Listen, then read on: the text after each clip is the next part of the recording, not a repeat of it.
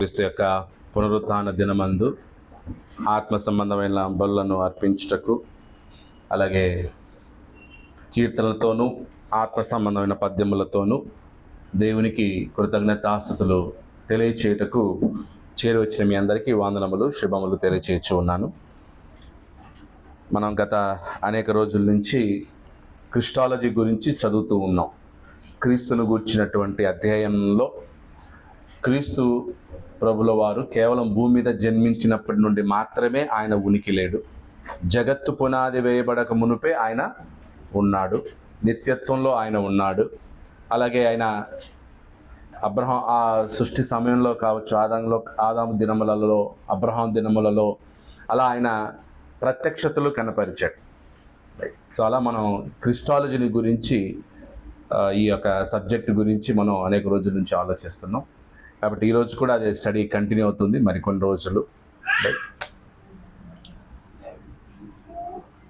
So పోయినసారి మనం ఒక చార్ట్ చూసాం కదా, ఏదది? క్రిస్టాలజీలో చార్ట్ చూసాం. ఏదది? యెహోవాకు అలాగే యేసుక్రీస్తుకు వాడబడిన టైటిల్స్. సో సేమ్ టైటిల్స్ ఎవరికి? యెహోవాకి వాడబడ్డాయి, యేసుక్రీస్తుకు వాడబడ్డాయి. సో ఒకటి, అప్పుడు యెహోవా యేసుక్రీస్తు వీరిద్దరు కూడా సమానమే అని అక్కడ క్లియర్గా మనకు అర్థమవుతుంది. ఎందుకంటే యెహోవాకు వాడబడిన టైటిల్స్ యేసుక్రీస్తుకు వాడారు. సో అప్పుడు అక్కడ యెహోవా అంటే తండ్రి మాత్రమే అని అనుకొని మనం అనేక అపోహలో ఉన్నాం. సో ఇప్పటికీ చాలామంది క్రైస్తవులు యెహోవా అంటే ఎవరు మాత్రమే? తండ్రి మాత్రమే. కానీ యెహోవా అనేటువంటిది ఒక పేరు. ఆ పేరు యేసుక్రీస్తుకు వాడబడింది, తండ్రికి వాడడం. తండ్రిని గురించి మాట్లాడేటప్పుడు కూడా యెహోవా అని వాడడం జరిగింది. యేసుక్రీస్తుని గురించి కూడా మాట్లాడేటప్పుడు యెహోవా అని వాడడం జరిగింది పాత నిబంధనలో. ఆ డిఫరెన్సెస్ మనం చూసాం. అలాగే పాత నిబంధనలో ఇంకొక కంపారిజన్స్ మనం చూచినట్లయితే ఒకసారి నిర్గమకాండం 17వ అధ్యాయం, నిర్గమకాండం 17వ అధ్యాయం 1 నుండి 7 వచనాలు చూచినట్లయితే, నిర్గమకాండం 17వ అధ్యాయం 1 నుండి 7 వచనాలలో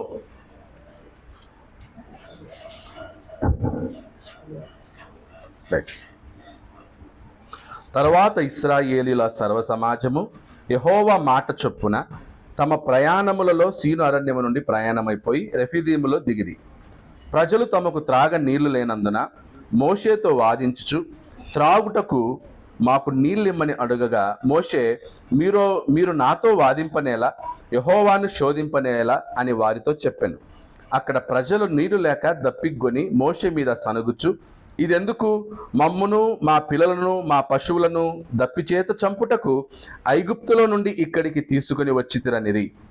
అప్పుడు మోషే యెహోవాకు మొరపెట్టుచు, ఈ ప్రజలను నేనేమి చేయుదునను? కొంతసేపటికి నన్ను రాళ్లతో కొట్టి చంపుదురు అనెను.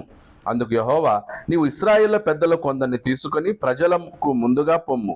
నీవు నదిని కొట్టిన నీ కర్రను చేతపట్టుకొని పొమ్ము. ఇదిగో అక్కడ హోరేబులో బండ మీద నేను నీకు ఎదురుగా నిలిచెదను. నీవు ఆ బండను కొట్టగా ప్రజలు త్రాగుటకు దానిలో నుండి నీళ్లు బయలుదేరనని మోషేతో సెలవీయగా, మోషే ఇశ్రాయేలుల పెద్దల కన్నుల ఎదుట అట్లు చేశాను. అప్పుడు ఇశ్రాయేలులు చేసిన వాదమును బట్టి, యెహోవా మన మధ్య ఉన్నాడో లేడో అని వారు యెహోవాను శోధించుటను బట్టి అతడు ఆ చోటికి మస్సా అనియు మెరిబా అనియు పేర్లు పెట్టెను. సో ఇక్కడ బండను కొట్టినప్పుడు అక్కడేమొచ్చాయన్నమాట? నీళ్ళు వచ్చాయి. సో వాళ్ళందరూ దప్పికతో ఉన్నారు. ఇశ్రాయేలులందరికీ కూడా ఆ బండను కొట్టడం ద్వారా నీళ్లు పారాయి. ఆ నీళ్ళ ద్వారా వాళ్ళ దాహం తీరింది. సో ఫస్ట్ సందర్భంలో. నెక్స్ట్ నిర్గమకాండం 20వ అధ్యాయం,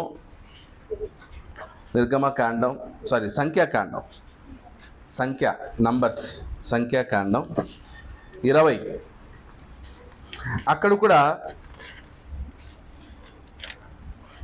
రైట్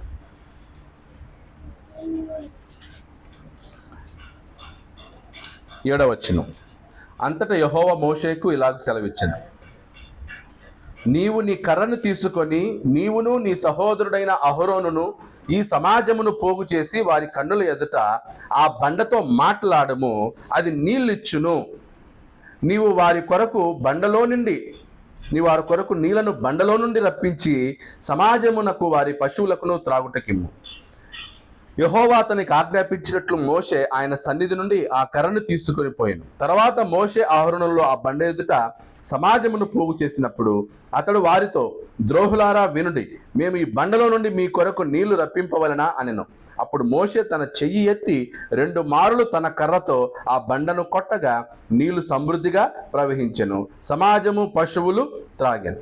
అప్పుడు యెహోవా మోషే అహరోనులతో, మీరు ఇశ్రాయేలుల కన్నుల ఎదుట నా పరిశుద్ధతను సన్మానించినట్లు నన్ను నమ్ముకొనకపోతిరి గనుక ఈ సమాజమును నేను వారికి ఇచ్చిన దేశములోనికి మీరు తోడుకొని పోరని చెప్పెను. అంటే ఏంటి? ఇక్కడేమో మాట్లాడమన్నాడు, కానీ మోషే ఏం చేశాడు? కొట్టాడు. అక్కడ కొట్టమన్నాడు, కొట్టాడు. ఇక్కడేమో మాట్లాడమన్నాడు, కానీ కొట్టాడు. సో దీన్ని బట్టి మోషేకి అక్కడ పనిష్మెంట్ ఏంటంటే, మీరు కనాను దేశంలోకి ప్రవేశించరు, మీరు కనాను దేశంలోకి ప్రవేశించరు. సో ఇప్పుడు అక్కడ 2 సార్లు బండలో నుంచి నీళ్లను దేవుడు వారికి ఇచ్చారు. సో ఇప్పుడు ఆ బండ ఎవరు? ఎక్కడ ఉంది మనకు ఆ వచనం? 1 కొరింథీ 10వ అధ్యాయం 1 కొరింథీ 10వ అధ్యాయం 1 నుండి చదవండి. సహోదరులారా, ఈ సంగతి మీకు తెలియకుండా నాకు ఇష్టం లేదు. అదేదనగా మన పితరులందరూ వేగం కింద నుండి వారందరూ సముద్రంలో నడిచిపోయి అందరూ మోషేను బట్టి మేఘంలోను సముద్రంలోను బాప్తిసం పొందిరి. అందరూ ఆత్మ సంబంధమైన ఒకే ఆహారం భుజించి అందరూ ఆత్మ సంబంధమైన ఒకే పానీయమును పాలన చేసి ఏదైనగా తమను వెంబడించిన ఆత్మ సంబంధమైన బండలోనిది త్రాగిరి. ఆ బండ క్రీస్తే. తమ్మును వెంబడించిన ఆత్మ సంబంధమైన బండలోనిది త్రాగిరి, ఆ బండ క్రీస్తే. ఆ బండ ఎవరట? క్రీస్తే. సో ఇక్కడ బండ ఎవరట? క్రీస్తు.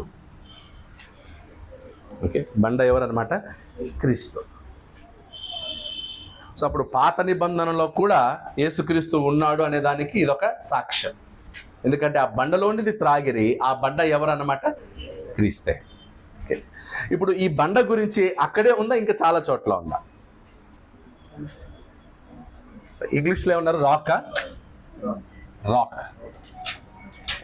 ఓకే, పాత నిబంధనలో ఈ బండకి బదులుగా వేరే పర్యాయ పదాలు కూడా వాడారు. ఏది? ఆ దుర్గం అని కూడా వాడారు అన్నమాట. ఓకే, పాత నిబంధనలో బండని దేవునికి పోల్చినటువంటి సందర్భాలు చూద్దాం. పాత నిబంధనలో బండని దేవునికి పోల్చినటువంటి సందర్భాలు. ఓకే, ఒకసారి చూద్దాం. ద్వితీయోపదేశకాండం పాత నిబంధనలో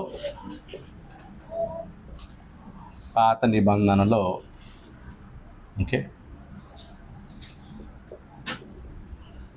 దేవుడు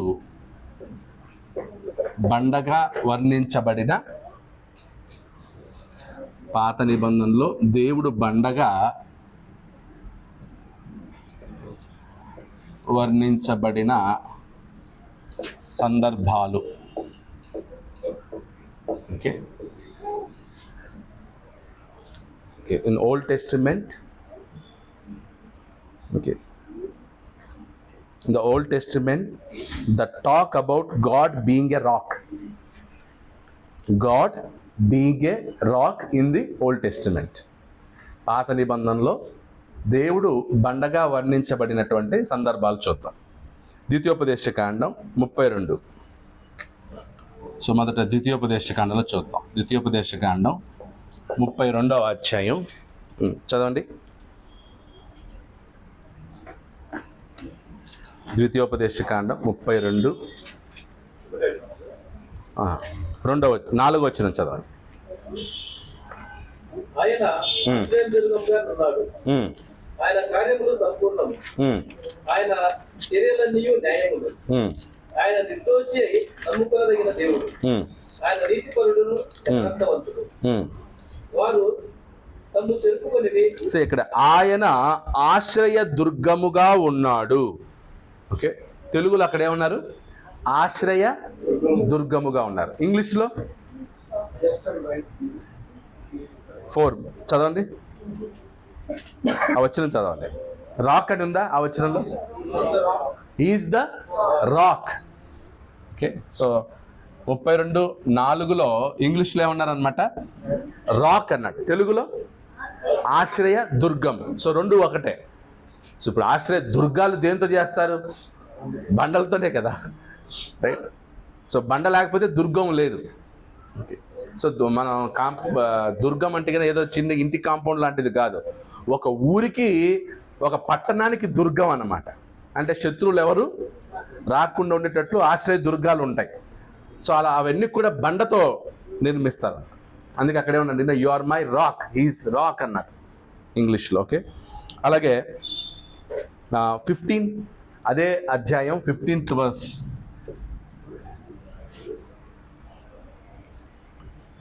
పదైదో వచ్చిన చదవండి. ఇంగ్లీష్లో లేదా? ఇంగ్లీష్లో ఏముంది? ఇంగ్లీష్లో చదవండి. ఆశ్రయ దుర్గము. తెలుగులో రక్షణ శైలం అని ఉంటుంది.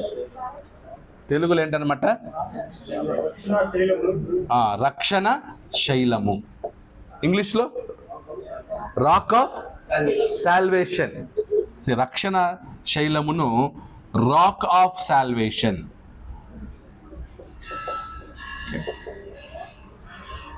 అలాగే 18th verse. నిన్ను పుట్టించిన ఆశ్రయ దుర్గమును విసర్జించితివి. నిన్ను పుట్టించింది ఎవరు? దేవుడు. దేవుని నువ్వు విడిచావు అనే దాన్ని అక్కడ ఏమని పోల్చాడనమాట? ఆశ్రయ దుర్గాన్ని నువ్వు విడిచితివి అన్నాడు. అంటే ఎవరిని విడిచిపెట్టారు వాళ్ళు? దేవుని విడిచిపెట్టారు. అప్పుడు అక్కడ దేవుడిని దేంతో పోల్చారు? ఆశ్రయ దుర్గము. ఆశ్రయ దుర్గము. ఇంగ్లీష్లో యు హ్యావ్. ఇంగ్లీష్ బైబిల్ ఎవరికి రాదా? నువ్వు చదువురా. అక్కడ ఏముందో నాకు ఫుల్ సెంటెన్స్ చదవాలి ఇంగ్లీష్లో. But Jeshurun grew fat and kid grew fat, stout and sleek. Then he forsook God who made him and scoffed at the rock of his salvation. Rock of his salvation. Which verse you read? 18. Now read 18.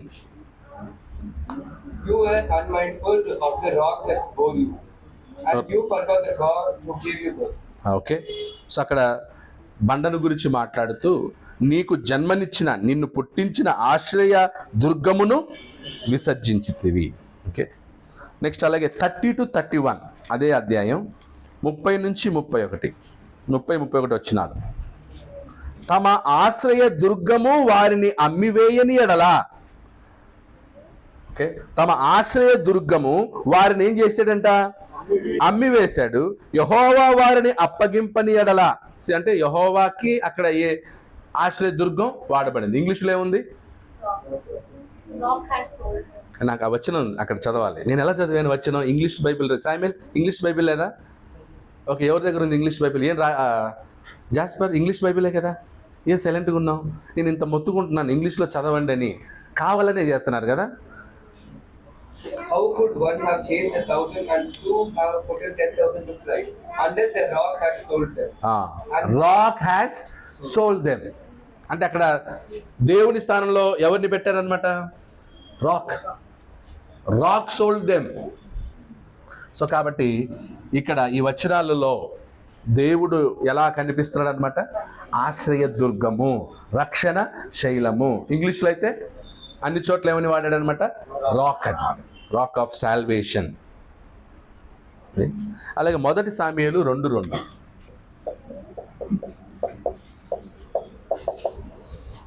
1 సమూయేలు 2వ అధ్యాయం 2వ వచనం.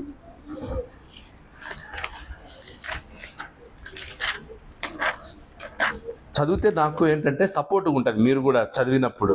లేకపోతే స్త్రీలకు ఇస్తాను. యెహోవా వంటి పరిశుద్ధ దేవుడు ఒక్కడు లేడు. యెహోవా వంటి పరిశుద్ధ దేవుడు ఒక్కడును లేడు. ఆ, నీవు తప్ప మరి ఏ దేవుడును లేడు. ఆ.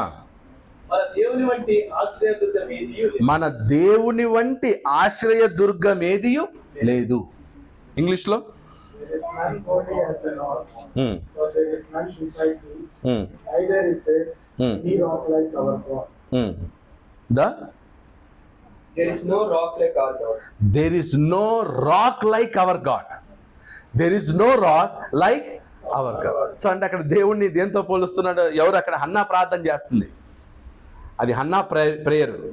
సో హన్నా ప్రార్థన చేస్తూ, రైట్, ఆశ్రయదుర్గం లాంటి దేవుడు లేడు, దేవుని వంటి ఆశ్రయదుర్గమే లేదు. సో ఆశ్రయదుర్గము అన్నట్టు. ఇంగ్లీష్లో రాక్, ఆశ్రయదుర్గము, రాక్. అలాగే 2 శామ్యుయల్ 22 2వ సమూయేలు 22వ అధ్యాయం, 2వ సమూయేలు 22వ అధ్యాయం 2వ వచనం. యెహోవా నా శైలము, ఆ, నా కోట, యెహోవా నా శైలము, నా కోట, నా రక్షకుడు. నా రక్షకుడు. సో నా శైలము అన్నాడు, నా కోట అన్నాడు. 22:3 వచనం చదవండి. నా దుర్గము, ఆ, నేను ఆయనను ఆశ్రయించును. ఆ, నా కేడము, నా రక్షణ శృంగం, నా రక్షణ శృంగము, నా ఉన్నత దుర్గము, నా ఆశ్రయ స్థానం, నా ఆశ్రయ స్థానము. ఆయనే నాకు రక్షకుడు. ఆయనే నాకు రక్షకుడు. సో ఎవరి గురించి? ఇది దేవుని గురించే, రైట్. తర్వాత దావీదు ప్రార్థనలో ఇంగ్లీష్లో My God, my rock, in whom I my God my rock అంటే దేవుణ్ణి ఏమని పిలుస్తున్నాడు? మై రాక్, నా ఆశ్రయ దుర్గమా, రైట్.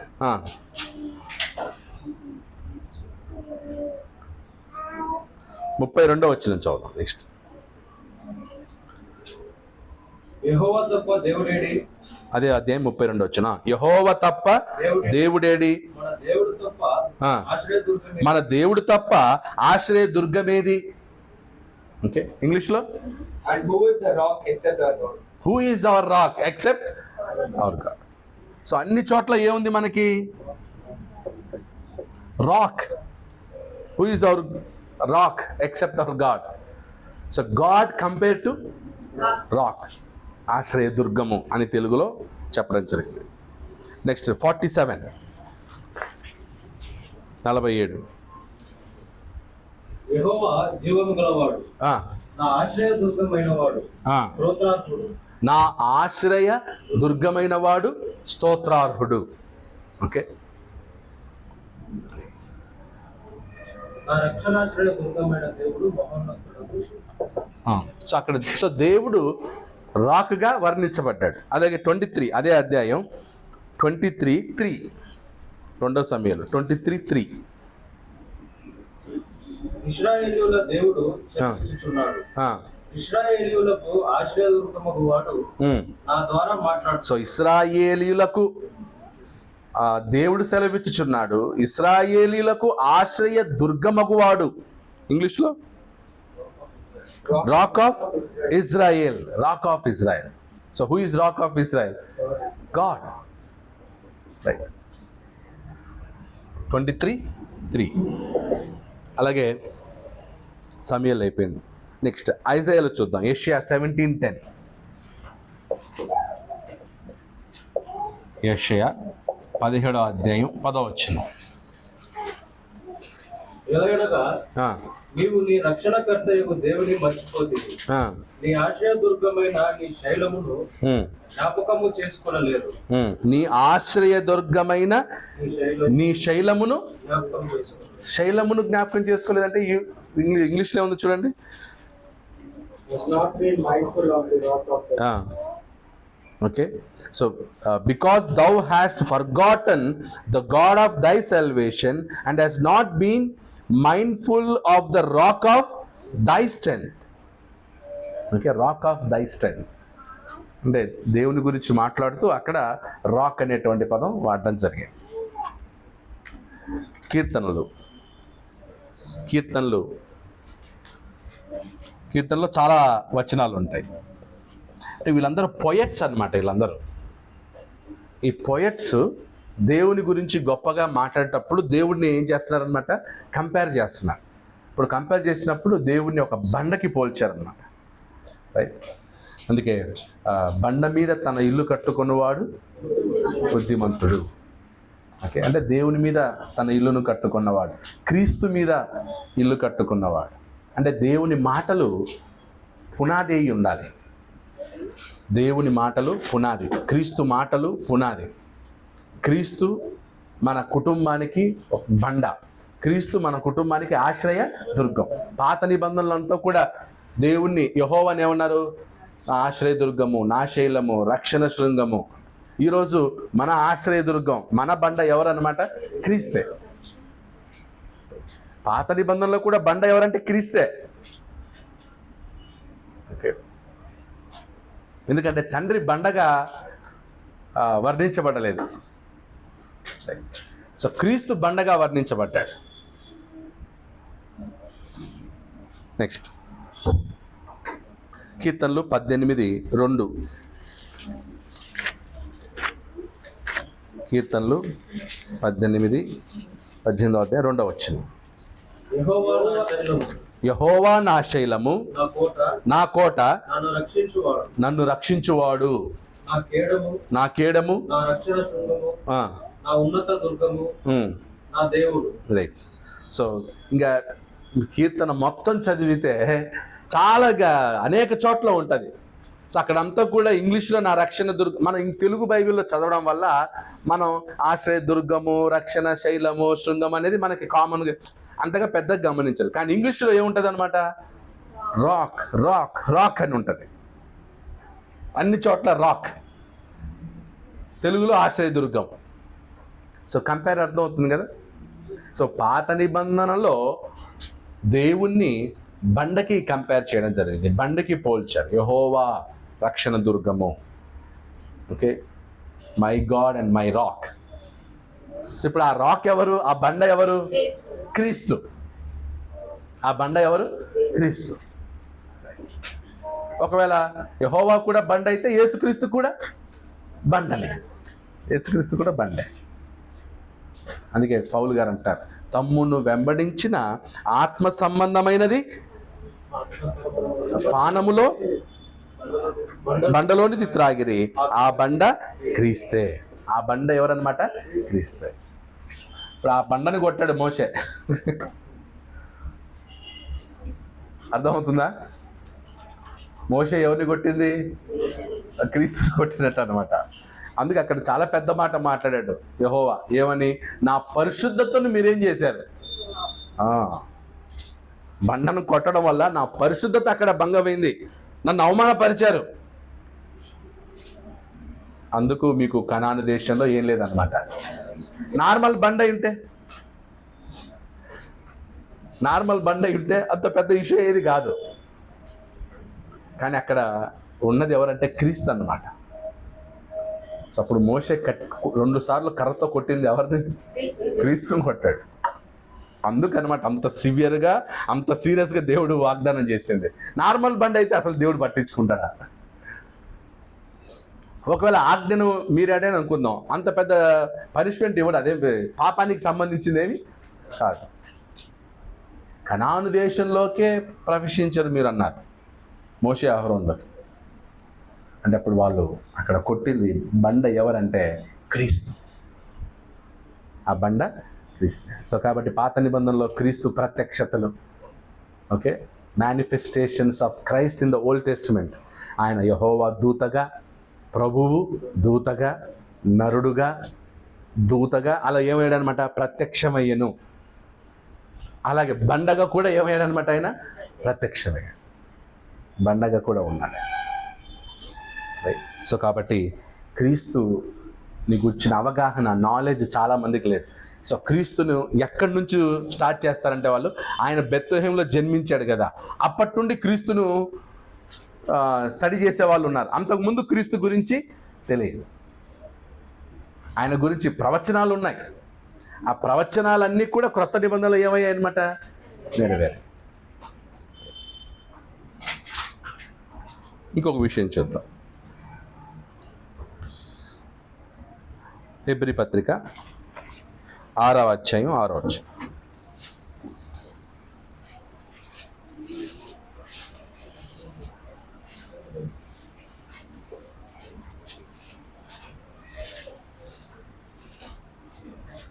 దేవుని దివ్య వాక్యమును రాబో యుగ సంబంధమైన శక్తుల ప్రభావమును అనుభవించిన తర్వాత తప్పిపోయిన వారు తమ విషయంలో దేవుని కుమారుని మరలా సిలువ వేయుచు బాహాటముగా ఆయనను అవమానపరుచున్నారు. కనుక మారు మనసు పొందినట్లు వారిని మరలా నూతనపరచుట అసాధ్యం. మరలా నూతనపరుచుట అసాధ్యము అంటే దేవుని కుమారుడైన క్రీస్తును వాళ్ళు ఏం చేస్తారంటే బాహాటముగా ఆయనను సిలువ వేయుచున్నారు. ఓకే, సో ఎందుకు? మోషే ఎలాగైతే అవమానపరిచాడు, అలా ఈరోజు క్రీస్తును చాలామంది ఏం చేస్తున్నారంట? అవమానపరుచున్నారు. ఒకసారి సిలువ వేయబడ్డం వేరు, పదే పదే సిలువ వేయడం వేరు. ఓకే, అందుకే ఏమన్నారంటే మూడో వచనంలో చూద్దాం. దేవుడు సెలవిచ్చిన ఎడల మనం అలాగు చేయడం, ఒకసారి వెలిగింపబడి పరలోక సంబంధమైన వరమును రుచి చూచి పరిశుద్ధాత్మలో పాలివారై దేవుని దివ్యవాక్యమును రాబోవు యుగ సంబంధమైన శక్తుల ప్రభావమును అనుభవించిన తరువాత తప్పిపోయిన వారు. అంటే ఈరోజు క్రీస్తు సంఘంలోకి వచ్చి క్రీస్తు యొక్క శరీరమును రక్తమును ప్రతి ఆదివారం జ్ఞాపకం చేసుకుంటూ అనేక సంవత్సరాలు క్రీస్తుని పాటల ద్వారా స్తుతించి మహిమపరిచారు. ఎన్నో సాంగ్స్ క్రీస్తుని ఆరాధించినట్లు పాటలు ఉన్నాయి, లేవా? సాగిల పాడి మ్రోకెదము సత్యముతో ఆత్మాతో మన ప్రభు యేసుని. ఎవరికి సాగిల పడదాం? ఎన్నో సార్లు పాడారు ఆ పాట. ఇప్పుడు ఆ పాట పాడట్లే, ఎందుకంటే మేము క్రీస్తుకి సాగిల పడము, ఎందుకంటే మేము క్రీస్తుని ఆరాధించాం, తండ్రినే ఆరాధిస్తాం అనేటువంటి బ్యాచ్ ఈరోజు ఆ పాటలు ఏం చేయట్లేదు. అంటే ఇంత అనుభవించిన తర్వాత, ఇన్నన్ని తెలిసిన తర్వాత క్రీస్తును మరలా ఏం చేస్తున్నారు? వారు బాహాటముగా సిలువ వేయచ్చు. ఎవరో కాదు, మత శాఖలు కాదు, ఎవరు? క్రీస్తు సంఘం వాళ్ళే ఈరోజు క్రీస్తుని బాహాటముగా అవమానపరుస్తున్నారు. మోషేకి చెప్పాడు ఏమని? క్రీస్తుని బండ అయినటువంటి క్రీస్తును 2 సార్లు కొట్టినప్పుడు ఎక్కడికి ప్రవేశం లేదు? కనాన్లోకి ప్రవేశం లేదు. ఈరోజు ఒకవేళ ఎవరైతే క్రీస్తు సంఘంలో ఉండి క్రీస్తు దేవుడు కాదు, ఆయన ఆరాధించకూడదు, ఆయన పాటలు పాడకూడదు అనేటువంటి వాళ్ళు ఎవరన్నా ఉంటే, రేపు ఒకవేళ దేవుడు వాళ్ళకి పరలోకం ఇవ్వకపోతే, నా కుమారుని మీరేం చేశారు? తిరస్కరించారు. నా కుమారుని మీరు తిరస్కరించారు, నా కుమారుని మీరు మరలా బాటంగా అవమానించారు, కాబట్టి మీకు పరలోకంలో ప్రవేశం లేదంటే. పాత నిబంధనలో రక్షణ దేని ద్వారా వచ్చింది? పాత నిబంధనలో ఉన్నటువంటి వాళ్ళకి రక్షణ దేని ద్వారా కలిగింది? బలులు ఇచ్చిన ద్వారానా? పాత నిబంధనల రక్షణ ఏంటి? ఎలా వచ్చింది రక్షణ? అబ్రహాం ఎలా రక్షించబడ్డాడు? విశ్వాసం ద్వారానే. పాత నిబంధనలో రక్షణ దేని ద్వారా? విశ్వాసము ద్వారా, బలులు ఇవ్వడం ద్వారా కాదు, విశ్వాసం ఉంచడం ద్వారా. అందుకే మీరు నన్ను నమ్మకపోతిరి, ఇందాక మనం చదివిన వచనాల్లో కూడా విడిచిపెట్టితిరి, యు ఫర్గాట్ ద రాక్, మీరు ఆశ్రయ దుర్గాన్ని మర్చిపోయారు. అంటే నమ్మకం ఉంచలేదు, వారు దేవుని యందు నమ్మకం ఉంచలేదు, దేవుని యందు విశ్వాసం ఉంచలేదు, కాబట్టి అనేకులు రక్షణ పొందలేదు. సో విశ్వాసము major part in old testament. విశ్వాసము ద్వారానే వాళ్ళు రక్షించబడ్డారు. ఈరోజు క్రీస్తునందు విశ్వాసం ఉంచడం ద్వారా మనం ఏం చేస్తున్నాం? రక్షణ పొందుతున్నాం. కాబట్టి ఈరోజు కూడా విశ్వాసం ఎవరి యందు క్రీస్తునందే విశ్వాసం ఉంచాలి. పాత నిబంధనలో దేవుని యందు విశ్వాసం ఉంచారు, యెహోవా యందు విశ్వాసం ఉంచారు. ఏమని విశ్వాసం ఉంచారంటే రక్షకుడు రాబోతున్నాడనే విశ్వాసం, మెస్సయ్య వస్తాడనే విశ్వాసం. అదే కదా. సో యూదులు యేసుక్రీస్తు భూమి మీదకి వచ్చి నేనే ఆ మెస్సయ్య అన్నప్పుడు వాళ్ళు ఏం చేయలేదు, ఆయన యందు విశ్వాసం ఉంచలేదు. కాబట్టి విశ్వాసము పాత నిబంధన నుంచి నేటి వరకు కూడా ఈరోజు రక్షణకి ముఖ్య కారణం ఏదన్నమాట, విశ్వాసం. ఎవరి గూర్చిన విశ్వాసం? క్రీస్తుని గూర్చిన విశ్వాసం. పాత నిబంధనలో కూడా క్రీస్తునందు విశ్వాసం ఉంచారు. క్రీస్తుకు సంబంధించినటువంటి ప్రవచనాల మీద వాళ్ళు ఏం ఉంచాలి, విశ్వాసం ఉంచాలి. అలాగే ఈరోజు కూడా రక్షణ పొందాలంటే ఎవరి యందు విశ్వాసం ఉంచాలి, క్రీస్తునందు. ఆ క్రీస్తుని ఈరోజు మనం కొంతమంది క్రీస్తు సంఘంలో కొంతమంది ఏం చేస్తారంటే క్రీస్తుని డిగ్రేడ్ చేస్తున్నారు, తక్కువ చేస్తున్నారు. అందుకే ఈరోజు చర్చ్ ఆఫ్ క్రైస్ట్లో డిఫరెన్సెస్ ఉన్నాయి, వచ్చేసాయి. ఓకే, సో ఒకవేళ చర్చ్ ఆఫ్ క్రైస్ట్లో కొన్ని గ్రూప్స్ ఉన్నాయి, అంటే institutional, non institutional. NI church of Christ ఒకటి ఉంది, నాన్ ఇన్స్టిట్యూషనల్. అంటే వాళ్ళు ఏంటంటే ఈ బైబిల్ కాలేజీలు పెట్టకూడదు, చర్చ్ బిల్డింగ్లో భోజనాలు తినకూడదు, చర్చ్ బిల్డింగ్లో ఏవి స్వీట్స్ కానీ పంచడం ఇవేవి చేయకూడదు, ఏమున్నా అన్నీ బయటే, చర్చ్ బిల్డింగ్లో ఏది చేయకూడదు. అది నాన్ ఇన్స్టిట్యూషనల్. కానీ వాళ్ళు దైవత్వంలో వచ్చేసరికి బాగానే ఉన్నారు, డాక్టరీలో వాళ్ళు బాగానే ఉన్నారు, కానీ ఈ విషయంలో వాళ్ళు ఏం లేదనమాట ఉన్నారు. ఓకే, అది వేరే డిఫరెంట్. చర్చ్ బిల్డింగ్లో తినకూడదు భోజనాలు అంటే కానీ అది డాక్టరీకి సంబంధించింది కాదు. కానీ డాక్టరీలో బాగున్నారు వాళ్ళు. యేసుక్రీస్తు దేవుడని నమ్ముతారు, ఆరాధనకి పాత్రని నమ్ముతారు, ఆరాధనలో కూడా క్రీస్తు ఉన్నాడని నమ్ముతారు, అది వేరు. కానీ క్రీస్తు దేవుడు కాదనేది. సో ఇప్పుడు ఆ చర్చ్ ఆఫ్ క్రైస్ట్ అంటే జేడబ్ల్యూ చర్చ్ ఆఫ్ క్రైస్ట్ కిందకి వెళ్ళిపోయారు వాళ్ళు. జేడబ్ల్యూ చర్చ్ ఆఫ్ క్రైస్ట్ అంటే Jehovah witness church of Christ, అంటే యెహోవా సాక్షుల బోధను అనుసరిస్తున్నటువంటి క్రీస్తు సంఘాలు. అందుకే వాళ్ళు జేడబ్ల్యూ చర్చ్ ఆఫ్ క్రైస్ట్. ఒక అతను అంటున్నాడు, పోయినసారి కూడా చెప్పినట్టు యూట్యూబ్లో చూశాను, ఒకతను ఏమన్నట్టు, యేసుక్రీస్తు దేవుడని ప్రకటిస్తారు కానీ నాకు మాత్రం దేవుడు కాదు. అందరూ ఆ వ్యక్తిని ఒక మెంటలోడిగా చూసేస్తున్నారు. ఏమంటారు, ఇంకా యేసుక్రీస్తు దేవుడని ఏం చేస్తాడంట, అనేకులకి ప్రకటిస్తాడంట, కానీ ఎవరికి కాదంట, ఆయనకు దేవుడు. యేసుక్రీస్తు దేవుడే కానీ క్రైస్తవులకు దేవుడు కాదు. ఇలాంటి వారిని ఏమనాలి, వీళ్ళని అర్థమవుతుందా లేదు? అందుకే అలాంటి వాళ్ళని జేడబ్ల్యూ చర్చ్ ఆఫ్ క్రైస్ట్ వాళ్ళకి యెహోవా సాక్షులు కూడా అంతే. యేసుక్రీస్తుని వాళ్ళు ఏమంటారంటే, యేసుక్రీస్తుని మేము గౌరవిస్తాం, రెస్పెక్ట్ చేస్తాం, but is not God, is not equal with father. కానీ బైబిల్ గ్రంథం మనం ఇంత డీప్గా వెళ్తుంటే కన్నా యేసుక్రీస్తు ఓకే తండ్రితో సమానుడా కాదా? దేవునితో సమానుడుగా ఉండుట విడిచిపెట్టకూడని భాగ్యమని ఆయన ఎంచుకొనక. సో కాబట్టి అందుకే క్రీస్తును గూర్చినటువంటి స్టడీ మనకి చాలా అవసరం. ఓకే, ఇంకొక సిమిలారిటీస్ చూద్దాం.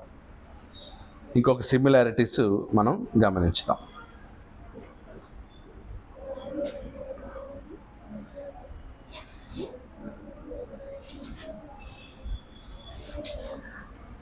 ఓల్డ్ టెస్టిమెంట్లో ఉన్న యెహోవా యేసుక్రీస్తుకి మధ్యలో ఇంకో సిమిలారిటీ ఏంటంటే కనుక వాళ్ళు పిలిచే స్టైలు, అంటే ఒక మనిషిని పిలిచే స్టైలు కంపారిజన్. ఓకే, చూద్దాం. మొదట ఆదికాండం 22:11.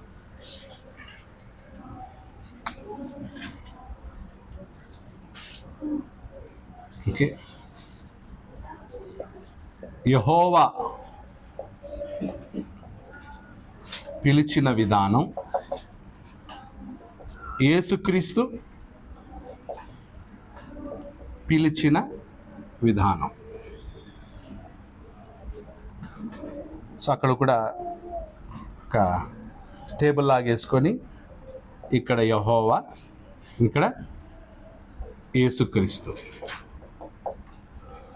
Okay, right. ఆదికాండం 22:11.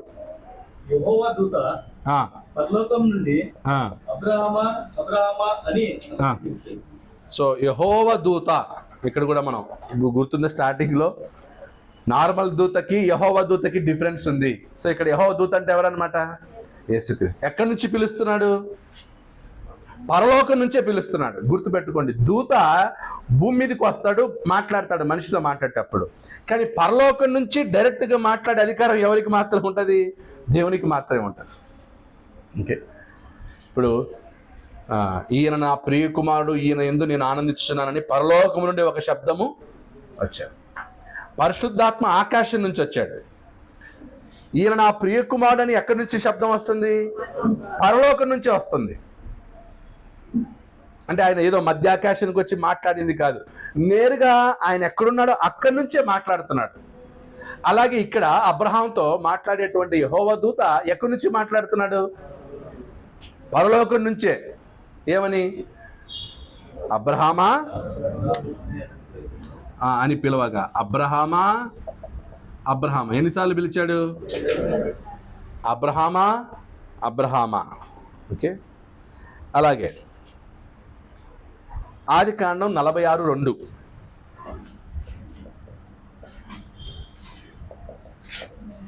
ఆదికాండం 46:2. అప్పుడు రాత్రి దర్శనమందు దేవుడు యాకోబు యాకోబు అని. దేవుడు దర్శనమందు ఏమని పిలుస్తున్నాడు? యాకోబు యాకోబు. ఎందుకు 2 సార్లు? యాకోబు యాకోబు. ఓకే, యాకోబు యాకోబు. ఓకే, నెక్స్ట్ నిర్గమకాండం 3:4.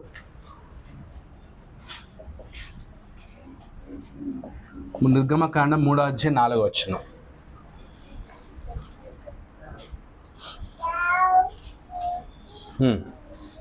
దానిని చూసుటకు అతడు ఆ తట్టు వచ్చుట యెహోవా చూచెను. దేవుడు ఆ పొద నడుమ నుండి మోషే మోషే అని అతన్ని పిలిచాడు. మోషే మోషే అని అతన్ని పిలిచాడు. మోషే మోషే అని పిలిచాడు. అలాగే 1 సమూయేలు 3:10.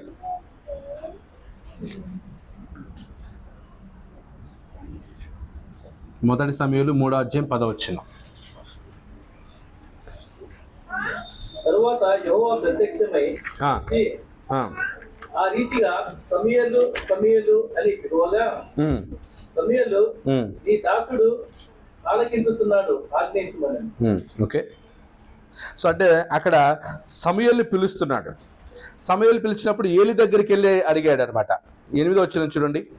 యెహోవా 3వ మారు సమూయేలును పిలవగా అతడు లేచి ఏలి దగ్గరకు పోయి, చిత్తము నీవు నన్ను పిలిచితివే, ఇదిగో వచ్చి తిననగా ఏలి యెహోవా ఆ బాలుని పిలిచినని గ్రహించి. 3 సార్లు వచ్చాడు ఏలి దగ్గరికి. ఏమని? పిలిచావని. సో అప్పుడు ఏలి గ్రహించాడు. ఏమని? సమూయేలుడైనటువంటి బాలుని ఎవరు పిలుస్తున్నారు? దేవుడు. అంటే ఏలికి తెలుసు దేవుడు పిలిచే విధానం. అందుకే ఈసారి ఏమన్నాడు అనమాట? ఈసారి ఏమన్నాడు చూడండి. నీవు పోయి పడుకొమ్ము. 9వ వచనం. నీవు పోయి పండుకొమ్ము, ఎవరైనా నిన్ను పిలిచిన నెల యెహోవా నీ దాసుడు ఆలకించుచున్నాడు, ఆజ్ఞ నిమ్మని చెప్పుమని సమూయేలుతో అనగా, సమూయేలు పోయి ఆ స్థలమందు పండుకొనెను. తర్వాత యెహోవా ప్రత్యక్షమై నిలిచి. ఆ రీతిగా యెహోవా ఏమయ్యాడంట? తండ్రియా? అక్కడ తండ్రి ప్రత్యక్షం అవుతాడా? అవడు. అది అక్కడ నిలిచాడట. ఎవరి దగ్గర? సమూయేలు దగ్గర. తండ్రి నిలుస్తాడా? తండ్రి ప్రత్యక్షం అవడు కదా. ఏ నరునికి తండ్రి స్వరూపము కనబడదు, చూడలేరు. మరి అక్కడ ఎవరు ప్రత్యక్షమయ్యారు? అక్కడ యెహోవా ప్రత్యక్షమైనట్టు ఎవరు ప్రత్యక్షమైనట్లు? యేసుక్రీస్తు. ఏమన్నాడు అక్కడ? నిలిచి, ప్రత్యక్షమై నిలిచి, ఆ రీతిగా, అంటే ఇంతకుముందు 3 సార్లు కూడా అలాగే పిలిచాడు. ఆ రీతిగానే ఏమంటున్నాడు? సమూయేలు సమూయేలు అని పిలువగా. ఏమని పిలిచాడు అక్కడ? సమూయేలు సమూయేలు. అంటే ఇంతకు ముందు కూడా అలాగే పిలిచాడు. ఏమని? సమూయేలు సమూయేలు అని 3 సార్లు పిలిచాడు. ఏలి గ్రహించాడు. ఏమని? ఇది ఎవరు పిలుస్తున్నారని? దేవుడు పిలుస్తున్నాడు. ఎందుకంటే వీళ్ళందరూ కూడా దేవుడు పిలిచిన విధానాన్ని చెప్పుకుంటూ వచ్చారు. దేవుడు అబ్రహాం చెప్పి ఉంటాడు తన పిల్లలకి ఏమని? దేవుడు నన్ను ఫస్ట్ ఎలా పిలిచాడంటే అబ్రహామా అబ్రహామా అని పిలిచాడు. మోషే కూడా చెప్పి ఉంటాడు. ఏమని? నన్ను ఎలా పిలిచాడంటే దేవుడు మోషే మోషే అని పిలిచాడు. యాకోబు చెప్పింటాడు. ఏమని? దేవుడు నన్ను ఎలా పిలిచాడు తెలుసా? యాకోబు యాకోబు అని పిలిచాడు. ఇది ఏలికి తెలుసు, ప్రధాన యాజకుడు కదా, మొత్తం తెలిసి ఉండాలి స్టార్టింగ్. ఇది ఎవరు పిలుస్తున్నారు? ఎవరి స్టైల్ ఇది?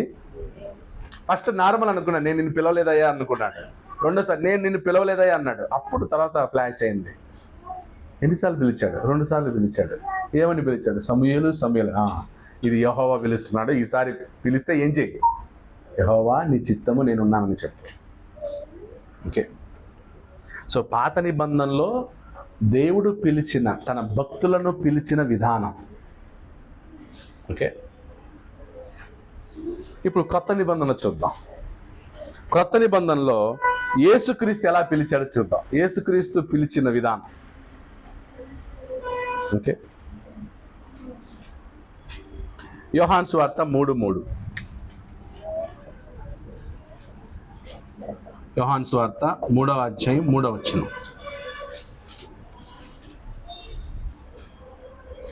యోహాను సువార్త 3:3. అందుకు యేసు అతనితో, ఒకడు కొత్తగా జన్మిస్తేనే కానీ అతడు దేవుని రాజ్యాన్ని చూడలేడని నీకు నిశ్చయంగా చెప్తున్నాను. ఓకే. సో ఇంగ్లీష్లో Jesus answered and said unto him, verily verily I say unto the. except a man మనకు తెలుగులో లేదు అది కదా, తెలుగులో లేదు. ఇంగ్లీష్లో వెరీలీ వెరీలీ అంటే నిజ నిజముగా నిజముగా. అందుకు అతను కొత్తగా జన్మించితేనే కానీ, అక్కడ వండనిచ్చేమని అన్నాడా పైనుండని? లేదు కదా. 2 మార్లు అంటే 2 టైమ్స్ రిపీట్ చేయటం అనేది దేవుడు మాట్లాడే విధానం అన్నమాట. Verily verily I say unto you. Okay. Verily verily. So తెలుగులో లేదు కాబట్టి అక్కడ మనం రైట్ మెన్షన్ చేయలేదు. లూకాసు వార్త చూద్దాం. లూకాసు వార్త 10:41-42. ఇక్కడ మార్తను పిలిచే విధానం. లూకాసు వార్త 10వ అధ్యాయం 41-42.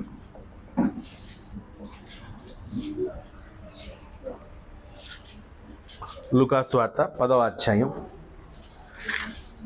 41-42 వచనాలు. చదవండి. అందుకు ప్రభు, మార్తా మార్తా నీవు అనేకమైన పనులను గురించి విచారము కలిగి తొందరపడుచున్నావు, కానీ అవసరమైంది ఒక్కటి. సో అక్కడ కూడా ఎన్నిసార్లు పిలిచాడు? Martha Martha. Martha Martha. Okay. ఇంకెవరిని పిలిచాడట? లూకాసు వార్త 22:31-32. లూకాసు వార్త చదవండి. 22 వచ్చాయి 31-32. సీమోను సీమోను ఇదిగో సాతాను మిమ్మును పట్టి గోధుమ వలె జల్లించుటకు మిమ్మును కోరుకొనెను. ఓకే. సీమోను సీమోను.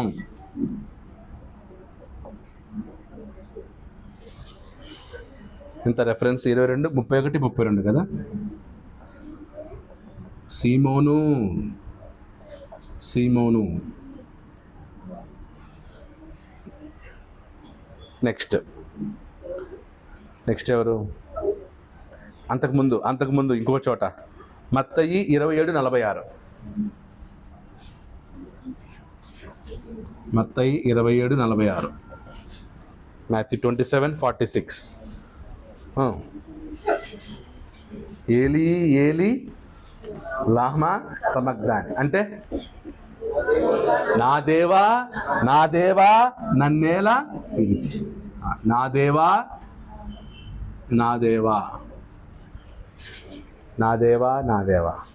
ఈరోజు డినామినేషన్ అంతా కూడా 7 మాటలు ఇంకా స్టార్ట్ చేసి ఉంటారు. మట్టల ఆదివారం, ఏ ఆదివారం తెలియదు. ఈ వారమేనా? ఈ ఆదివారం మట్టల ఆదివారం.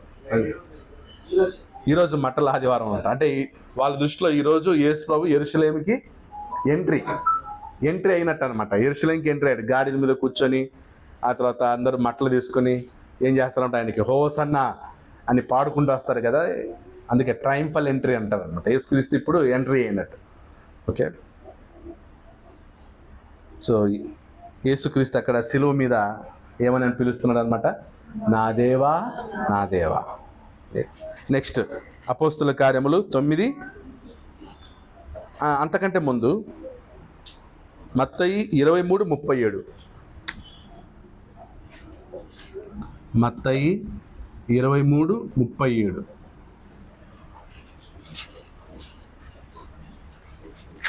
మత్తయి సువార్త 23వ అధ్యాయం. యెరూషలేమా ప్రవక్తలను చంపుచున్న నీ యొద్దకు పంపబడిన వారిని కళ్ళతో కొట్టుకుని ఉండగాన. యెరూషలేమా. ఓకే, యెరూషలేమా. నెక్స్ట్ ఇంకెవరిని పిలిచారు? ఇప్పుడు అపోస్తుల కార్యములు 9:4. అతడు నేల మీద పడి సౌలా సౌలా నీవేళ నన్ను హింసించుచున్నావు.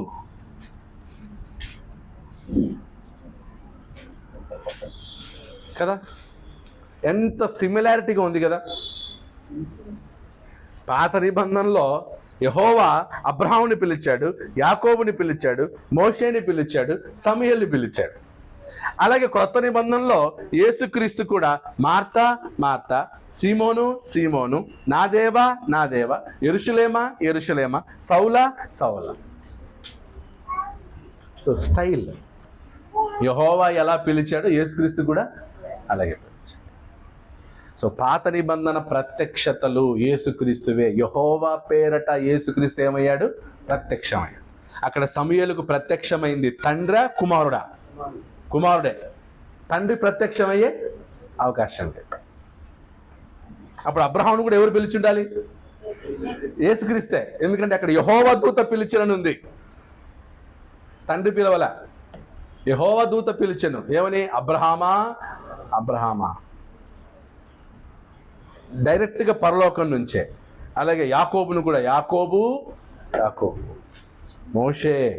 మోషే దగ్గర కూడా అక్కడ పొద దగ్గర ప్రత్యక్షమైంది ఎవరు? దూత, ఏంజల్ ఆఫ్ ద లార్డ్. ప్రభుదూత ప్రత్యక్షమయ్యాడు మోషేకి. ఎవరు కాదు? తండ్రి కాదు. అప్పుడు ఎవరై ఉండాలి? మోషేని పిలిచింది ఎవరై ఉండాలి?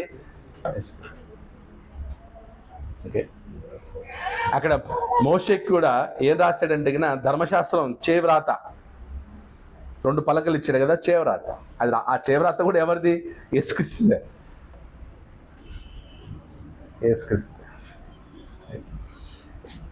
సో కాబట్టి పాత నిబంధనలో యేసుక్రీస్తు.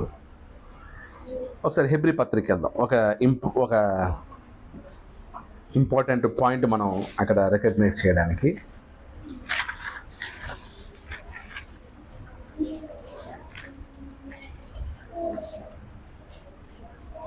హెబ్రీ పత్రిక 11వ అధ్యాయం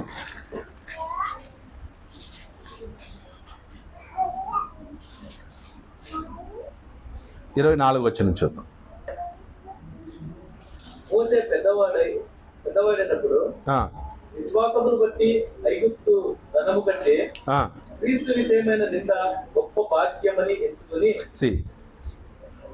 మోషే పెద్దవాడైనప్పుడు విశ్వాసమును బట్టి ఐగుప్తు ధనము కంటే, సో అక్కడ కూడా విశ్వాసం అనేది. సో పాత నిబంధనలో దేవుని ప్రజలను దేని చేత రక్షించబడ్డారు? విశ్వాసమును బట్టి. సో మోషే కూడా విశ్వాసమును బట్టి ఏం చేశాడంట? ఐగుప్తు ధనము కంటే క్రీస్తు విషయమైన నింద గొప్ప భాగ్యమని ఎంచుకొని అల్పకాలము పాపభోగము అనుభవించుట కంటే దేవుని ప్రజలతో శ్రమ అనుభవించుట మేలని యోచించి. మోషేకి యేసుక్రీస్తు తెలుసా? మోషేకి యేసుక్రీస్తు తెలీదు. మోషేకి యెహోవా తెలుసు. అంటే మోషేకి ఏ పేరట ప్రత్యక్షమయ్యాడు దేవుడు? యెహోవా పేరట ప్రత్యక్షమయ్యాడు. యెహోవానే తెలుసు మోషేకి. ఇప్పుడు ఈ హెబ్రీ గ్రంథకర్త మోషే యెహోవా కొరకు చేసిన దాన్ని ఎవరి కొరకు చేశాడని చెప్తున్నాడు? ఈ హెబ్రీ గ్రంథకర్త క్రీస్తు కొరకు చేశాడు అంటున్నాడు. ఎందుకంటే ఈ హెబ్రీ గ్రంథకర్త కూడా ఎవరు? యూదుడే. హెబ్రీలకు పత్రిక రాసిన వాడు ఎవరై ఉండాలి? యూదుడే అయి ఉండాలి. అన్యుడు రాసేగవుతుందా? యూదుడు యూదులకు పత్రిక రాస్తున్నాడు. ఒక హెబ్రీయుడు హెబ్రీలకు పత్రిక రాస్తున్నాడు. ఏమని? క్రీస్తునందు మీరు నమ్మిక ఉంచండి.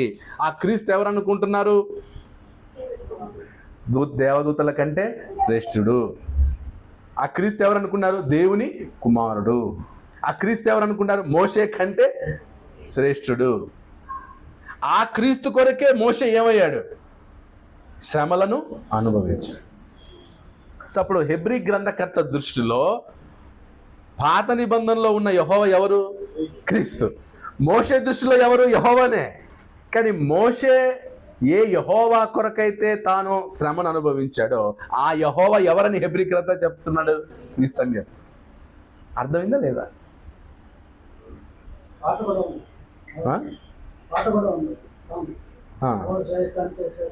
అవును. సో అంటే పాయింట్ ఆఫ్ వ్యూ చూడండి. హెబ్రీ గ్రంథకర్త పాయింట్లో యెహోవా ఎవరు? క్రీస్తే. మోషే పాయింట్లో ఎవరు? వాళ్ళందరికీ యెహోవానే తెలుసు, యేసుక్రీస్తు అనే నామము తెలియదు. కానీ వాళ్ళందరూ ఎవరి కోసం కష్టపడ్డారో, ఎవరి కోసం త్యాగాలు చేశారని హెబ్రీ చెప్తున్నాడు. హెబ్రీ గ్రంథకర్త క్రీస్తు కొరకు చేశారని. అప్పుడు పాత నిబంధనలో యెహోవా ఎవరు?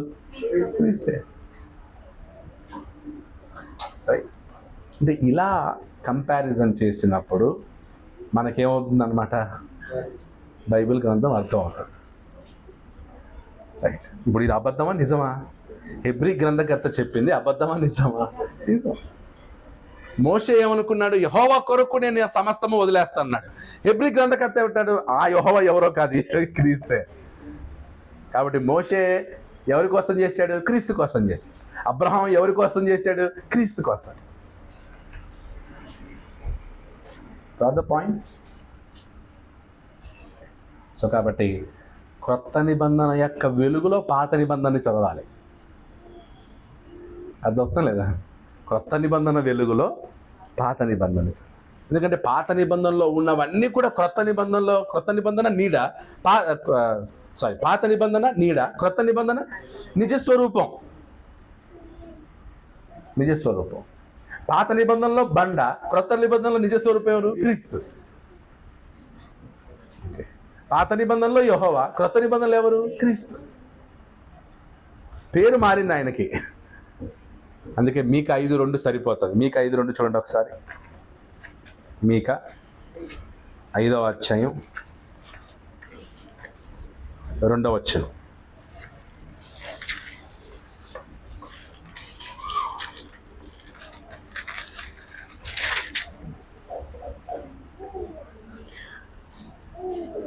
చదవండి. బెత్లెహేము ఎఫ్రాతా యూదావారి కుటుంబములలో నీవు స్వల్ప గ్రామమైనను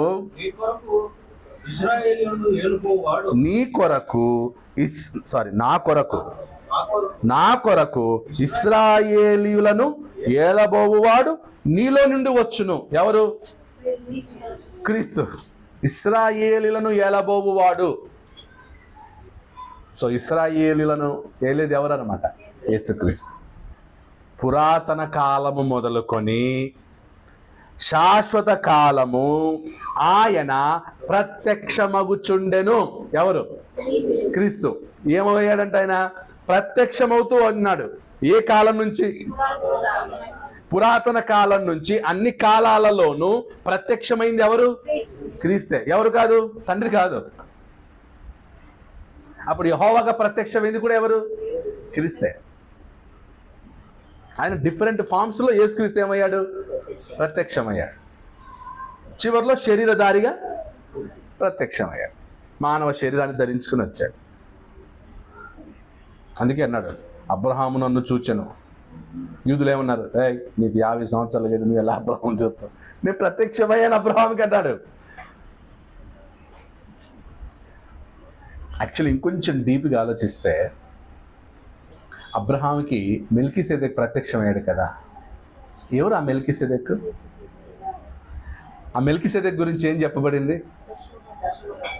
ఇంకా తల్లిదండ్రి లేనివాడు. మెల్కీసెదెక్ ఎవరు? ఇప్పుడు మెల్కీసెదెక్ నార్మల్ మనిషి అయితే తప్పకుండా ఎవరు ఉండాలి? తల్లిదండ్రులు ఉండాలి. తల్లిదండ్రులు లేనివాడు ఎవరు? దేవుడు. అప్పుడు ఆ మెల్కీసెదెక్గా అబ్రహాంకి ప్రత్యక్షమైంది ఎవరు? క్రీస్తు. అందుకే షాలేము రాజు, సమాధాన అధిపతి అని ఆయనకు పేరు ఉంటుంది కదా. అమ్మ హెబ్రీ చదవండి ఒకసారి. హెబ్రీ పత్రిక 5వ అధ్యాయంలో ఇప్పుడు షాలేము చదవండి. నీవు మెల్కీసెదెకు క్రమము చొప్పున నిరంతరము యాజకుడవై ఉన్నావు అని మరి ఒక చోట చెప్పుచున్నాడు. శరీరధారి అయి ఉన్న దినములలో మహారోధముతోను కన్నీటితోను. ఆ మెల్కీసెదెక్ గురించి ఇంకొక చోట ఉంటుంది, తల్లిదండ్రులు లేనివాడు అని. ఆ మెల్కీసెదెక్ ఎవరని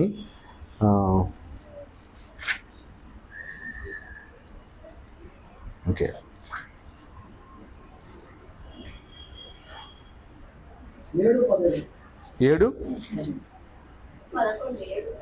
7:11 చదవండి.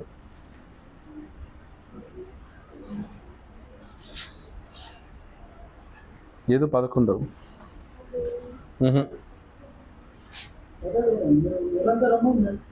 17. నీవు నిరంతరము మెల్కీసెదెకు క్రమము చొప్పున యాజకుడవై ఉన్నావు అని ఆయన విషయమై సాక్ష్యము చెప్పబడెను. ఎవరి గురించి? క్రీస్తు విషయమే. సో ఆ మెల్కీసెదెకు రైట్, తల్లిదండ్రులు లేనివాడు. ఆ తర్వాత అని ఉంటుంది. ఆ వచ్చిన ఎక్కడ? ఆది కాండంలోనా? ఓకే. రాజులను సంహారము చేసి తిరిగి వచ్చుచున్న అబ్రహామును ఎవడు కలుసుకుని అతన్ని ఆశీర్వదించెనో, ఎవనికి అబ్రహాము అన్నిటిలో 10వ వంతు ఇచ్చెనో ఆ షాలేము రాజును మహోన్నతుడగు దేవుని యాజకుడు నైన మెల్కీసెదెకు నిరంతరము యాజకుడుగా ఉన్నాడు. నిరంతరం యాజకుడు ఎవరు? యేసుక్రీస్తే. అతని పేరుకు మొదట నీతికి రాజనియు తర్వాత సమాధానపు రాజనియు అర్థమిచ్చునట్టి షాలేము రాజని అర్థము. అతడు తండ్రి లేనివాడును తల్లి లేనివాడును వంశావళి లేనివాడును జీవిత కాలమునకు దినములకు అది ఆది అయినను జీవమునకు అంతమైనను లేనివాడునై ఉండి దేవుని కుమారుని పోలి ఉన్నాడు. ఎవరు? ఆ మెల్కీసెదెక్ ఎవరు అంటే అబ్రహాముకి మెల్కీసెదెక్గా ప్రత్యక్షమైంది ఎవరు? నో డౌట్ క్రీస్తే. ఇన్ని రోజులు మనం ఇలా చదవలే కదా. ఆ మెల్కీసెదెకు చొప్పున యేసుక్రీస్తు ఏమయ్యాడు? ప్రధాన యాజకుడు అంటున్నాం తప్ప అసలు ఆ మెల్కీసెదెక్ ఎవరు? ఆ మెల్కీసెదెక్ ఎవరంటే అంతము లేనివాడట. అది ఎవరికి సాధ్యం? దేవునికే కదా. మెల్కీసెదెకు నార్మల్ మనిషి అయితే, మామూలుగా ఒక రాజు అయితే అంతము లేనివాడు ఎలా అవుతాడు? అలాంటి టైటిల్స్ ఎలా వాడతారు? అబ్రహాం స్నేహితునికే ఇలాంటి టైటిల్స్ వాడలే. దావీదు కూడా ఇలాంటి టైటిల్స్ వాడలేదు. ఏమని? నిరంతరము యాజకుడు. సో పాత నిబంధన నుంచి క్రొత్త నిబంధన అన్ని కాలాల్లోనూ తండ్రికి యాజకుడు ఎవరనమాట? మొదటి యాజకుడు ఎవరు? యేసుక్రీస్తే. ఆ యేసుక్రీస్తు అబ్రహాముకి ఎలా ప్రత్యక్షమయ్యాడు? మెల్కీసెదెక్. ఇప్పుడు ఆ మెల్కీసెదెక్ క్రమంలో యేసుక్రీస్తు ప్రధాన యాజకుడు అయ్యాడు. అర్థమవుతుంది అంటే ఇవన్నీ క్వశ్చన్స్ ముందు వస్తాయని చెప్పి దేవుడు యేసుక్రీస్తుని పంపాడన్న. యేసుక్రీస్తు మెల్కీసెదెక్గా ముందే అబ్రహాంకి ఏమయ్యాడు? ప్రత్యక్షం. సో అబ్రహాము మెల్కీసెదెక్ ఏమి ఇచ్చాడు? దశమ భాగం ఇచ్చాడు. ఇప్పుడు యూదులందరూ అబ్రహాము మా పితరుడు అంటున్నాడు. మీ పితరుడే మెల్కీసెదెక్ ఏమి ఇచ్చాడు? ఆ మెల్కీసెదెక్ ఎవరు? యేసు. అంటే అబ్రహాము యేసుక్రీస్తుకు 10వ వంతు ఇచ్చంటే దేవునికి ఇచ్చినట్టు అర్థం. 10% దశమ భాగం ఎవరికి ఇస్తారు? దేవునికి ఇచ్చారు. అబ్రహాము మెల్కీసెదెక్కి 10వ భాగం ఇచ్చాడంటే అప్పుడు మెల్కీసెదెక్ ఎవరు? దేవునితో సమానం. ఆ దేవుని ఏమన్నాడు ఇక్కడ? దేవుని కుమారుని పోలి ఉన్నాడు. ఓకే, ఇలా క్రొత్త నిబంధన వెలుగులో పాత నిబంధనని చదవాలి.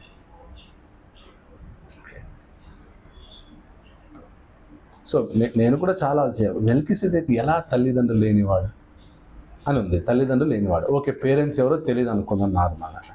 మళ్ళీ ఆయన గురించి ఏముంది? వంశావళి లేనివాడా? అది ఎట్లా? తల్లిదండ్రులు ఓకే, అతను జన్మించాడు, తల్లిదండ్రులు ఎవరో తెలియదు అనుకుందాం. వంశావళి లేకపోతే అప్పుడు ఎవరై ఉండాలి? ఒక మనిషి అన్నాక తప్పకుండా ఏదో ఒక వంశంలో ఉండాలి. మళ్ళీ ఏమంట? జీవిత కాలానికి ఆది అయినను జీవమునకు అంతమైనను లేనివాడునై ఉండి. ఇంకా ఎవరై ఉండాలి? లాస్ట్లో క్లూ ఇచ్చాడు, దేవుని కుమారుని పోలి ఉన్నాడు. దేవుని కుమారుడు అంటే యేసుక్రీస్తుని పోలి ఉన్నాడు. ఓకే, సో కాబట్టి పాత నిబంధనలో యేసుక్రీస్తు ఉన్నాడా లేడా? అంతటా ఆయనే ఉంటే ఎటు చూసినా ఎవరున్నారు? యేసుక్రీస్తే. ఎటు చూసినా యేసుక్రీస్తే ఉన్నాడు. అప్పుడు వాళ్ళందరూ ఎవరికి బలులు ఇచ్చింటారు? ఎవరిని ఆరాధించుంటారు? పాత నిబంధనలో యెహోవా అని అనుకొని వాళ్ళు ఆరాధన చేశారు. కానీ ఎవరికి చేశారు? యేసుక్రీస్తుకి చేశారు. యెహోవాకు అనుకొని బలి ఇచ్చారు. కానీ ఎవరికి ఇచ్చారు? యెహోవా పేరట చేశారు. అంటే ఎవరి పేరట? యేసుక్రీస్తు. అర్థమవుతా లేదా? కుమారునికి ఘనత మహిమ వస్తే ఏ తండ్రి అయినా కుళ్ళుకుంటాడా? అలాగే తండ్రి అయిన దేవుడు కూడా తన కుమారుడు చేస్తున్నటువంటి ప్రతి దాంట్లో కుమారునికి మహిమ ఘనత వచ్చినప్పుడు ఆయన ఏం చేస్తాడు? ఆనందిస్తాడు, సంతోషిస్తాడు. అందుకే ఈయన నా కుమారుడు, ఈయనందు నేను ఆనందించు. మీరు ఈయన మాట వినండి. మీరు ఎవరి మాట వినాలి? అంటే క్రీస్తు మాటే ప్రారంభం, అంతం అంతే. ఆయన మాట వినాలి. లేదు మాకు తండ్రే కావాలంటే ఫస్ట్ ఆయన మాట వినండి. ఆయన మాట వినండి. ఫిలిప్ ఏమన్నాడు? మాకు తండ్రిని చూపమన్నాడు. నన్ను చూస్తే తండ్రిని చూసి. పేతురు ఏమన్నాడు? నీకు ఒక పర్ణశాల, మోషేకి ఒక పర్ణశాల, ఏలియాకి ఒక పర్ణశాల, పుణ్యక్షేత్రాలు కడదామన్నాడు. ఇడ పేతురు పుణ్యక్షేత్రాలు కడదాం, బాగా ప్రసిద్ధి చెందుతుంది మీ నామం అంటే మీరు ఆయన మాట ఎక్స్ట్రాల్ చేయొద్దని అర్థం. మానవ రీతిగా ఆలోచించొద్దు. మీరు ఆయన మాట వినండి, క్రీస్తు మాట. సో అలాగున క్రిస్టాలజీలో అంటే అందుకే నార్మల్గా మాట్లాడితే ఇంత డీప్గా వెళ్ళలేము. ఆ సబ్జెక్ట్ తీసుకున్నప్పుడు ఇంకా అందులో ఏం చేయాలన్నమాట? మొత్తం డీప్గా వెళ్ళాలి. సో ఇప్పటి వరకు ఎవరైతే యేసుక్రీస్తు దేవుడు కాదనే ప్రశ్న ఎవరైతారో వాళ్ళకి థ్యాంక్స్ చెప్పాలి. ఎందుకు? వాళ్ళు అలా చెప్పకపోయింటే ఇంత డీప్గా మనం వెళ్ళే వాళ్ళం కాదు, ఇన్వాల్వ్ అయ్యే వాళ్ళమే కాదు. అసలు క్రిస్టాలజీ అనే సబ్జెక్ట్ ఉందనేదే తెలియదు చాలామంది. బైబిల్ మన చర్చ్ ఆఫ్ క్రైస్ట్లో ఈ సబ్జెక్టే చెప్పడం లేదు. పెద్ద పెద్ద కాలేజెస్ ఇప్పుడు పెట్టాలి క్రిస్టాలజీ అనేది. మీకు లేదు. వీళ్ళకి అవినాష్, అశోక్ వీళ్ళకి ట్రైనింగ్ అయ్యేటప్పుడు ఇది చెప్పలేదు. రైట్? ఆ టీచర్స్కి తెలియదు. ఆ ఒక టీచర్ అందులో రోమా 9:5 ఉంది. ఏమని? క్రీస్తు శరీరమందు క్రీస్తు వీరిలో పుట్టెను, ఈయన నిరంతరము స్తోత్రార్హుడై ఉన్నాడు. అక్కడే ఉంది, చదవండి ఒకసారి. 9:5. ఈయన సర్వాధికారి అయిన దేవుడు ఈయన సర్వాధికారి అయిన దేవుడై ఉండి నిరంతరము స్తోత్రార్హుడై ఉన్నాడు. ఎవరు? యేసుక్రీస్తు. యేసుక్రీస్తు గురించి మాట్లాడుతూ మళ్ళీ పూర్తి చదవచ్చు. శరీరమును బట్టి పితరులు వీరివారు. ఎవరి వారు? ఇశ్రాయేలీల వారు. శరీరమును బట్టి క్రీస్తు వీరిలో పుట్టాను. ఎవరిలో? ఇశ్రాయేలు వంశంలో. ఈయన సర్వాధికారి అయిన దేవుడై ఉండి. ఎవరు? ట్రాన్స్లేషన్ ప్రాబ్లమ్ అక్కడ స్పష్టంగా ఉందా లేదా? వీళ్ళకి చెప్పే టీచర్ ఒక ఆయన దాన్ని స్కిప్ చేశాడు. అసలు అక్కడ మాట్లాడలేదు, మౌనం వహించాడు. అందుకు నేను ఆ టీచింగ్ చేసే మొత్తం వాళ్ళనే తర్వాత ఎంక్వైరీ చేస్తే అప్పుడు నాకు తెలిసింది వాళ్ళు యేసు ప్రభుని దేవుడుగా. అలాంటప్పుడు ఇంకా బైబిల్ కాలేజీలో ఏం టీచింగ్ చేస్తారు వీళ్ళు అని అప్పుడు క్యాన్సిల్ చేస్తాం. ఎందుకంటే ఏ విషయంలోనైనా కాంప్రమైజ్ అవ్వచ్చు, క్రీస్తు విషయంలో మాత్రం నో కాంప్రమైజ్. క్రీస్తుని దేవుడిగా ఒప్పుకొనని సంఘమైనా సువార్థికుడైనా ఏదైనా సరే అసలు ఉంటే ఎంత లేకపోతే ఎంత. సో అందుకే బీ కేర్ఫుల్. మీకు నాలెడ్జ్ అవసరం. ఇన్ని రోజులు అంటే చర్చ్ ఆఫ్ క్రైస్ట్ అని బోర్డు ఉంటే ఏం చేసేవాళ్ళం? అంత చర్చ్ ఆఫ్ క్రైస్ట్ వెళ్ళేవాళ్ళం. సో ఇప్పుడు మీరు చదువుకున్నారు, వాక్యం వింటున్నారు, సత్యాన్ని గ్రహిస్తున్నారు. దమ్ముగా వెళ్ళొద్దండి, గుడ్డిగా వెళ్ళొద్దండి. You must ask. అప్పుడు మీకు తెలుస్తుంది వాళ్ళు ఎవరు ఏంటని. సో విజయవాడ నెక్స్ట్ టైం మీరు విజయవాడ పోతే ఏం చేయాలి? అప్పచ్చని అడగాలి. బ్రదరు మీరు ఎవరు అడగాలి నువ్వు. కొన్నిసార్లు భర్త లేకుండా వెళ్ళిపోతారు, మీరు వదిలేసి వచ్చేస్తారు. మీరు చర్చ వెళ్ళినప్పుడు ఏం చేయాలి అనమాట? బ్రదర్ మీరు యేసుక్రీస్తు దేవుడని నమ్ముతున్నారా? నమ్ముతున్నామండి. యేసుక్రీస్తుని ఆరాధిస్తున్నారా? మీరు ఆదివారం తండ్రితో పాటు క్రీస్తుని కూడా మీరు ఆరాధిస్తారా? ఆరాధిస్తాం. ఓకే, మీతో కలిసి రొట్టె విరుస్తాం. లేదు మేము తండ్రినే ఆరాధిస్తామంటే గిన దండం. అలా ఏం చేయాలన్నమాట? మనం ఎత్తుకుంటే వెళ్ళాలి. ఎందుకంటే గిన క్రీస్తు అన్నిటిలోనూ ఆయన ఉన్నాడు, అన్ని కాలాల్లోనూ ఉన్నాడు, అంతటా ఆయన ప్రత్యక్షమయ్యాడు. ఎందుకంటే ఏ కాలమందు తండ్రిని ఎవరు చూడలేదు, తండ్రి స్వరాన్ని వినలేదు. ఇప్పుడు కూడా మనం తండ్రిని క్రీస్తు మూలంగా ఆరాధిస్తున్నాం, తండ్రిని నేరుగా ఆరాధించట్లేదు. తండ్రిని నేరుగా ఆరాధించే ధైర్యం కానీ హక్కు కానీ ఎవరికి లేదు. సో తండ్రి కూడా క్రీస్తు ద్వారానే వెళ్తున్నాయి అన్నీ. అప్పుడు క్రీస్తు ద్వారా వెళ్ళేటప్పుడు క్రీస్తుకు వెళ్ళకుండా వెళ్తుందా? మాటట్లేదు. వెళ్తుందా? వెళ్ళదా. క్రీస్తు ద్వారా వెళ్ళకు, క్రీస్తుకి ఇవ్వకుండా. ఇప్పుడు ఉదాహరణకి నేను వీడికి ఏం చేస్తానంటే రాజాకి ఏం చెప్పానంటే, రాజా నీకు చాక్లెట్ ఇస్తాను, చాక్లెట్ తీసుకెళ్ళి శామ్యూల్కి అన్నాను అనుకో, ఎలా ఉంటుంది వారికి? అప్పుడు ఇచ్చేటప్పుడు ఏం చేస్తాను? నీకొకటి శామ్యూల్కి ఒకటి. కానీ అలా కదా, నువ్వు తీసుకోకటి, ఇది ఎవరికి ఇవ్వు? శామ్యూల్. అలా రాజాకి ఇవ్వకుండా ఒక చాక్లెట్ ఇచ్చి శామ్యూల్ అంటే ఎలా ఉంటుంది ఎవరికి? అవమానం అది యాక్చువల్లీ. అంతే కదా, అవమానం కాదు. ఒకసారి ఒక ఆయన చిన్నప్పుడు ఒక ఆయన తీసుకొచ్చాడు. మా ఇంటికి వచ్చి మంచిగా ఆతిథ్యం అన్నీ తీసుకొని స్నానాలన్నీ చేసి భోజనం చేసి అన్నీ చేసి ఓకే మామిడి పండ్లు ఏదో తీసుకొచ్చాడు. మాకు ఇస్తాను అనుకుంటే తీసుకెళ్ళి వేరే వాళ్ళ ఇంటికి ఇచ్చాడు. అది నా చేతులు ఇచ్చాడు. ఎలా ఉంటుంది? మన ఇంటికి వచ్చి ఆతిథ్యం, మనం కూడా ఎవరైనా ఇంటికి వెళ్ళినప్పుడు వాళ్ళ ఇంట్లో అన్నీ తీసుకొని అక్కడ వాళ్ళకి ఏమి ఇవ్వకుండా వేరే వాళ్ళకి వెళ్ళి ఇచ్చామనుకోండి, ఎలా ఉంటుంది? ఆ ఇంట్లో సంస్కారం, అది సంస్కారం కాదు. అప్పుడు ఏం చేయాలి? మనం రెండు తీసుకెళ్ళాలి, వీళ్ళకి ఇవ్వాలి, వాళ్ళకి. అది మర్యాద, సంస్కారం. అలాగే ఇప్పుడు ఆరాధన తండ్రికంట, ఎవరికి కాదు? క్రీస్తుకి కాదు. కానీ ఎవరి ద్వారా చేస్తారంట? మరి క్రీస్తుకి ఇవ్వకుండా తండ్రికి ఇస్తావా? సో అందుకే త్రూ క్రైస్ట్ అంటే దాని అర్థం ప్యాకెట్ ఒకటే, మేము క్రీస్తుకి ఇవ్వం, ఈ క్రీస్తుకి ఇచ్చి ఈ ప్యాకెట్ ఎవరికి నువ్వు, అలా ఉంది. రైట్.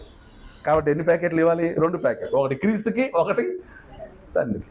ఆరాధన కూడా అంతే. ఆరాధన ద్వారా తండ్రి, కుమార, పరిశుద్ధాత్మ దైవత్వం ఏమవుతుందన్నమాట. దైవత్వానికి మహిమ, దైవత్వానికి ఘనత, దైవత్వానికి కీర్తి. అప్పుడు దైవత్వంలో ఉన్న ముగ్గురికి ఘనత, మహిమ, ప్రభావం వచ్చింది. ఆదివారం మనం ఇక్కడ ఎవరి సహవాసం ఉంది మనతో? తండ్రి సహవాసం మాత్రమే ఉందా?